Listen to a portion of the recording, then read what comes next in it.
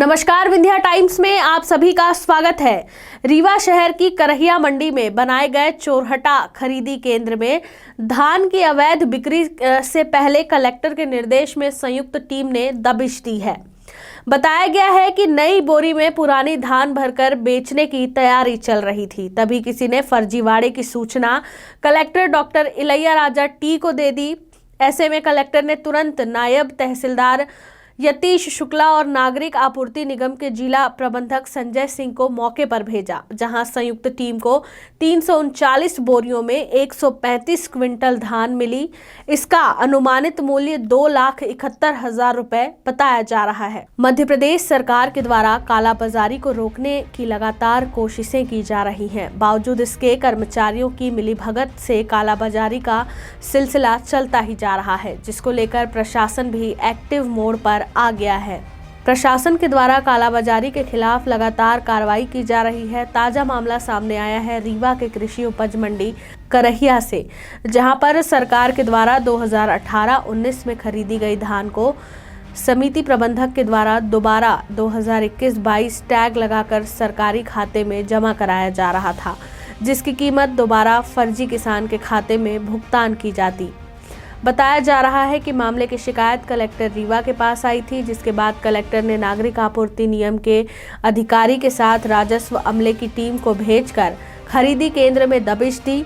तब मामले का खुलासा हुआ कि समिति प्रबंधक के द्वारा खरीदी के नोडल अधिकारी के साथ मिलकर सरकार के द्वारा पूर्व में खरीदी गई धान को दोबारा बिक्री करने का प्रयास किया जा रहा है। प्रशासनिक अधिकारियों की माने तो 2018 में खरीदी गई धान सड़ने की स्थिति में आ गई थी, जिसकी वजह से खाद की प्रक्रिया में इसको लेकर प्रशासन के द्वारा उसे बेचने की कवायद की जा चुकी थी, परंतु समिति प्रबंधक ने उसी सड़ी हुई धान पर 2021-22 का टैग लगाकर फर्जी किसान के नाम से बेचने की कोशिश की थी, जिस पर समिति प्रबंधक सहित 4 के खिलाफ FIR दर्ज कराई गई है। वहीं नोडल अधिकारी को निलंबित भी किया गया है। गौरतलब है कि समर्थन मूल्य पर धान खरीदी 29 नवंबर से शुरू है, जो 15 जनवरी तक चलेगी। सूत्रों ने बताया कि करहिया मंडी में पिछले वर्षों के दौरान खरीदी गई धान परिवहन नहीं होने के चलते हजारों क्विंटल डंप करके रखी गई थी, जिसका फायदा खरीदी केंद्र से जुड़े लोगों ने खूब उठाया और चालू खरीदी में धान को खपाया जा रहा था। कार्यवाही के बाद माफियाओं में हड़कंप की स्थिति रही। करहिया मंडी में मिलिंग धान के समर्थन मूल्य पर दोबारा खरीदी केवल करहिया मंडी भर में नहीं, बल्कि वेयरहाउस कैंपों में बनाए गए सभी केंद्रों में है। गत वर्ष एक कैंप के खरीदी केंद्र का मामला भी सामने आया था, जिसे बाद में दबा दिया गया था।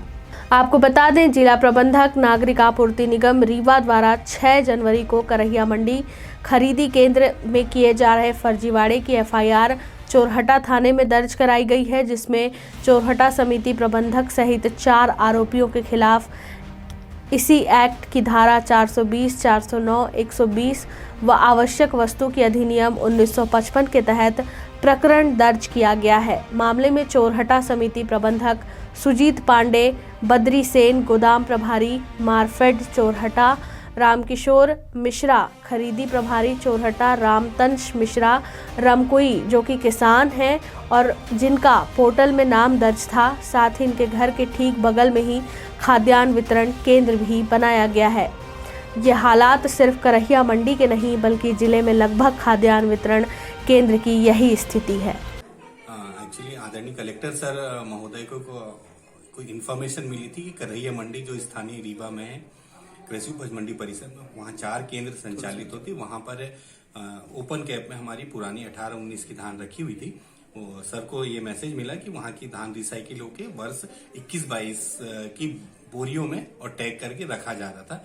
इस तरह हमारे समिति प्रबंधक की मिली भगत से उक्त कृत्य हो रहा था। और कलेक्टर महोदय के निर्देश थे और मेरे को टेलीफोनिक उन्होंने निर्देश दिया कि संजय जाएं और अपनी टीम को, राजस्व की टीम को लेके जाएं और उस पर इंस्पेक्शन करें, वास्तविक स्थिति हो तो उन सर को अवगत कराते हुए उसकी FIR कराएं।